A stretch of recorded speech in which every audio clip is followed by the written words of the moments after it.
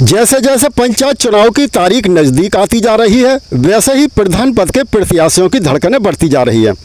अब की बार पंचायत चुनाव में प्रदेश सरकार द्वारा नियमों में बदलाव किए गए हैं, जिसमें कुछ नियम तो ऐसे हैं कि अगर सही मायनों में लागू हो जाते हैं तो बड़ी तादाद में प्रत्याशी चुनाव लड़ने से वंचित रह सकते हैं। कुछ नियम तो ऐसे भी हैं कि प्रधान पद के प्रत्याशी इनमें फिट ही नहीं बैठते। आपको बता दें कि इस बार के पंचायत चुनाव को लोग सेमीफाइनल के रूप में देख रहे हैं।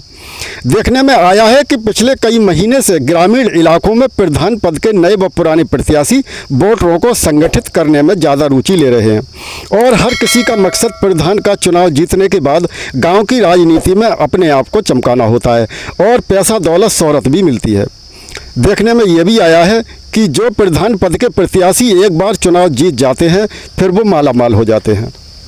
इसलिए पंचायत चुनाव नज़दीक आते ही छोटे से छोटे गांवों में दर्जन भर प्रधान पद के प्रत्याशी मैदान में कूद जाते हैं और चुनाव प्रचार के दौरान आलम यह रहता है कि रात के समय हर एक प्रधान पद के प्रत्याशी की तरफ से हर एक मोहल्ले में महफिलें सजाई जाती हैं और फिर दौर चलता है खाने पीने का। दोस्तों, हम आज इस वीडियो के माध्यम से आपको बताएंगे कि पिछले पंचायत चुनाव के मुकाबले इस बार के पंचायत चुनाव में प्रदेश सरकार द्वारा कई तरह के बदलाव करने की आखिर ज़रूरत क्या थी। जानकारी के मुताबिक सरकार ने पंचायत चुनाव में अन्य पिछड़ा वर्ग ओबीसी के लिए आरक्षण सुनिश्चित करने हेतु एक विशेष ओबीसी आयोग का गठन किया है। ये आयोग तय करेगा कि किन पदों पर और किस अनुपात में आरक्षण लागू हो, जिसमें कि ओबीसी समुदाय का प्रतिनिधित्व मजबूत होगा। इसका मकसद प्रशासनिक दक्षता बढ़ाना, निर्वाचन में अनावश्यक चीज़ों को कम करना है, चुनाव को स्वच्छ तरीके से संपन्न करना, जवाबदेही तय करना और पारदर्शिता आदि। यानी कि सरकार की नीयत साफ है, चुनावों में व्याप्त भ्रष्टाचार को खत्म करना, लोकतंत्र को मजबूत करना, स्थायी विकास को बढ़ावा देना है और इसके साथ ही लगभग 504 ग्राम पंचायतों को समाप्त कर दिया, जिससे कि अब कुल ग्राम पंचायतों की संख्या तकरीबन 57,695 रह गई है।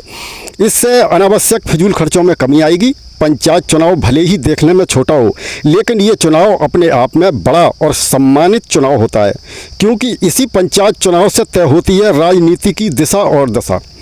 क्योंकि पंचायत चुनाव संपन्न होने के बाद तमाम राजनीतिक पार्टियां अपना गुड़ा भाग लगाती हैं और आगे की रणनीति बनाती हैं।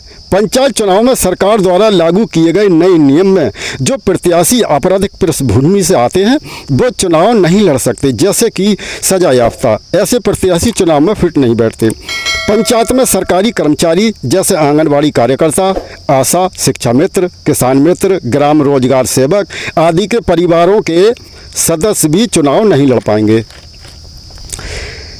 जिनके ऊपर सरकारी लोन बचा हो, जैसे कि सहकारी समिति का बकाया, ऐसे प्रत्याशी बकाया चुकाने के बाद ही चुनाव लड़ सकेंगे।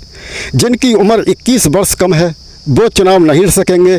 जिनके पास नामांकन के समय जमानत राशि नहीं है वो प्रत्याशी भी चुनाव नहीं लड़ पाएंगे। यदि कोई उम्मीदवार पागलपन या दिवालिया घोषित है, चुनाव नहीं लड़ पाएंगे। इसके बाद जिन उम्मीदवारों ने चुनाव पूर्व खर्च विवरण नहीं भरा, उन्हें नामांकन से रोका जा सकता है।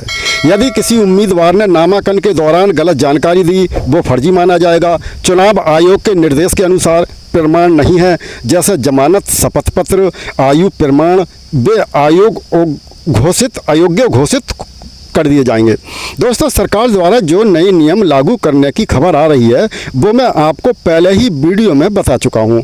आप सभी भाई पूर्व में दी गई जानकारी और नई दी गई जानकारी को अच्छे से समझ लें, इसके बाद ही नामांकन पत्र भरें। पिछले चुनावों में देखने को मिला कि जिन प्रत्याशियों ने नामांकन पत्र दाखिल करते समय गलत जानकारी दी थी, नामांकन पत्र उनका खारिज हो गए थे।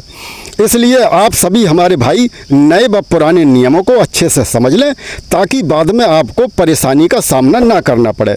दोस्तों, आपको अगर जानकारी अच्छी लगी हो तो हमारे इस चैनल को सब्सक्राइब करना ना भूलें। जय हिंद।